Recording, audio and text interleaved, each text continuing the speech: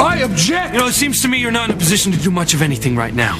Now this has turned into a criminal investigation. As an officer of the Harmony Police Department, I'm the one calling the shots. Luis, is this really necessary? I'm afraid so.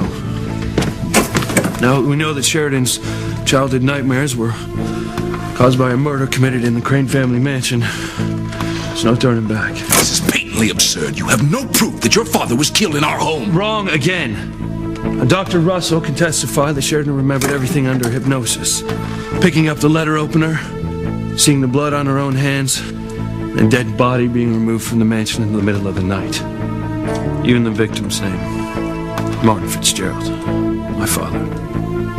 Sheridan was just a little girl, Luis. That's not the point. The point is a murder was committed, and now that we know who's responsible, arrests are going to be made.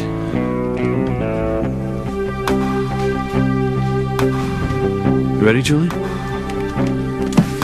You have the right to remain silent. You have the right to an attorney.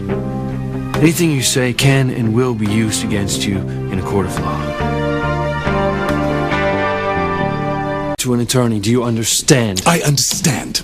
This is utterly preposterous. You are arresting me based on the results of some quack hypnosis session during which my sister recalled killing someone as a child. Please! You covered up my father's murder. You're responsible for removing his body, for lying to Sheridan and everyone else about the events of that night for all these years. Now that makes you and your father accessories to a capital crime. Oh, I suppose you're going to arrest Alistair as well. You're damn straight I am. You really are a few snifters short of the decanter, aren't you, Officer? You know, I am not afraid of either one of you. For all these years, my father was murdered in your home. You never told a soul. You let my mother, a woman who had given her blood, sweat, and tears to your family for years, cry herself to sleep 1,000 nights, wondering what happened to the man she loved, the father of her children. We were just little kids. And one day we had a father that we looked up to. A father who told us the best stories. A father who taught us how to play catch, how to fly a kite. A father who taught us how to dream. And then one day, he was gone. Without a trace, without an explanation. Do you have any idea what that was like? Do you even give a damn at all? It's all my fault. I did this to him. Where's the Stradivarius when you need one?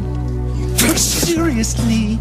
Luis, I'm beginning to think this is more about vigilante justice than the law. You sound very much to me like a son who's trying to avenge his father's disappearance. You mean death? I'm still not convinced he didn't just abandon the whole lot of you. Lord knows I would have run for the hills if you were all my responsibility. Damn you hells. Your big body doesn't attack me. It certainly wouldn't do his already flimsy case any good in court. Yeah, we'll see how flimsy it is when that day comes. Think about it, Luis. What judge in his or her right mind would ever accept you as a fair and impartial public servant in this matter? You're far too emotionally involved to make an arrest. Not only are you the son of the alleged victim, you're also personally involved in my sister. That has nothing to do with it. Yes, and you're furious because the woman you've fallen in love with, you now think killed your father.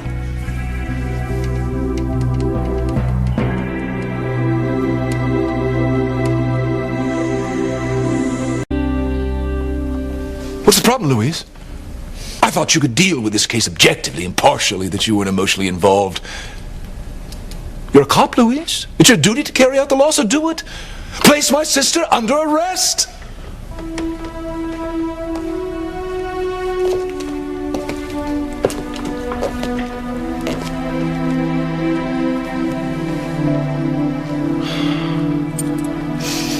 It's okay, Luis.